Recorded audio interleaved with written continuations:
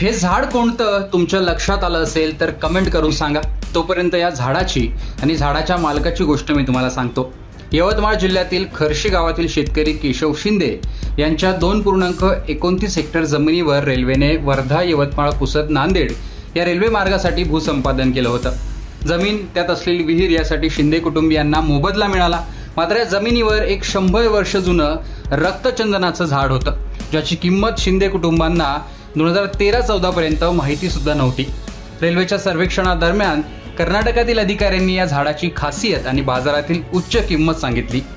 तेव्हाच शिंदे कुटुंबियांना या झाडाचं महत्त्व समजलं।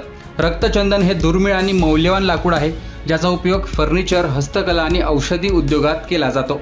आंतरराष्ट्रीय बाजारात याची किंमत लाखोंच्या घरात असते। शिंदे यांनी खासगी मूल्यांकन केलं, ज्यामध्ये झाडाची किंमत अंदाजे 4.97 कोटी रुपये सांगण्यात आली। मात्र रेल्वेने ही किंमत मान्य करण्यास नकार दिला आणि शिंदे यांना योग्य नुकसान भरपाई देण्यास टाळाटाळ केली। रक्तचंदनाच्या झाडासह इतर झाडं आणि पाईपलाईनच्या नुकसानीसाठी कोणताही मोबदलाही मिळाला नाही।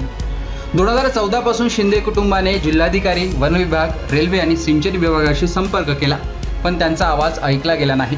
अखेर 8 वर्षांच्या सातत्यपूर्ण प्रयत्नानंतर 7 ऑक्टोबर 2024 रोजी शिंदे यांनी त्यांच्या 5 मुलांसह मुंबई उच्च न्यायालयात याचिका दाखल केली। याचिकेत त्यांनी रक्तचंदनाच्या झाडाच्या नुकसानीसाठी योग्य नुकसान भरपाईची मागणी केली। याचिकाकर्त्यांचे वकील अंजना राऊत नरवडे यांनी कोर्टात सांगितलं की रक्तचंदनाचं झाड केवळ आर्थिकदृष्ट्या मौल्यवान नाही, तर पर्यावरणीय आणि सांस्कृतिकदृष्ट्या महत्त्वाचं आहे।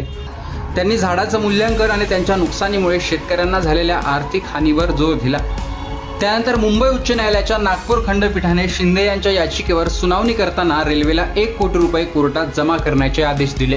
कोर्टाने हे देखील स्पष्ट केलं की झाडाचं अंतिम मूल्यांकन झाल्यानंतर नुकसान भरपाईची रक्कम 5 कोटी रुपयापर्यंत वाढू शकते। रेल्वेच्या आदेशानुसार 1 कोटी रुपये जमा केले आणि 9 एप्रिल 2025 रोजी कोर्टाने शिंदे यांना त्यापैकी 50 लाख रुपये काढण्याची परवानगी दिली।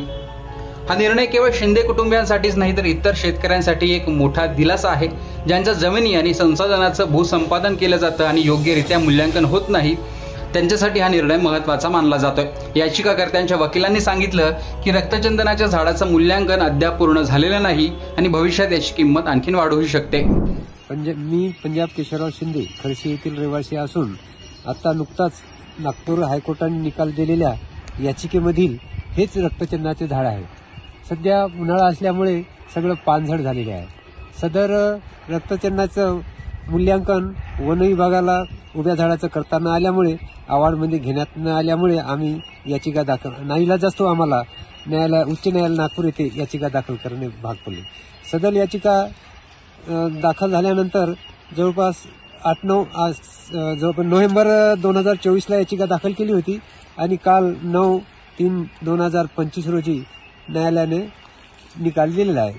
सदर निकाल आदेशानुसार न्यायालयात वन विभागाने 1 करोड रुपये ॲडव्हान्स स्वरूपात भरलेला आहे आणि मूल्यांकनाची डेट त्याला 7/7/2025 दिली आहे।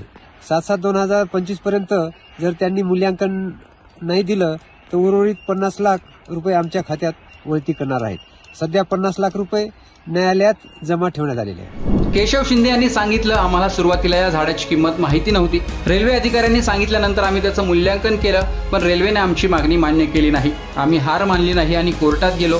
आज आम्हाला न्याय मिळाला। त्यांच्या या लढ्याने इतर शेतकऱ्यांना सुद्धा आपल्या हक्कासाठी लढण्याची प्रेरणा मिळाली आहे। केशव शिंदे आणि त्याच्या कुटुंबाने रक्तचंदनाच्या झाडाच्या नुकसानीसाठी मध्य रेल्वे विरुद्ध लढलेल्या खटल्यात हा ऐतिहासिक विजय मिळवला। याचा फायदा भविष्यात अशा केसेस लढणाऱ्या शेतकऱ्यांना होऊ शकतो। एकूणच या झाडाची गोष्ट, शेतकऱ्याला झालेला फायदा याविषयी तुमचं मत कमेंट बॉक्समध्ये सांगा। लोकमतचं YouTube चॅनल सबस्क्राईब केलं नसेल तर आठवणीने सबस्क्राईब करा।